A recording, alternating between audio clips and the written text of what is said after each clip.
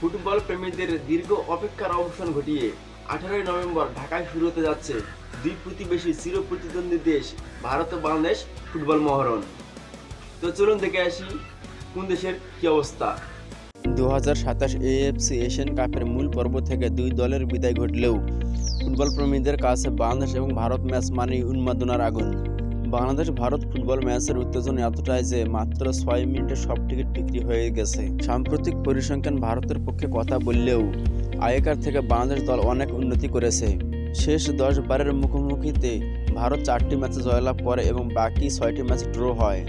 বাংলাদেশ ফুটবলের কিংবদন্তি খেলোয়াড় হামজা চৌধুরী জানিয়েছে, সবাই যদি সবার সেরাটা দিতে পারে তাহলে ভারতকে হারানো সম্ভব।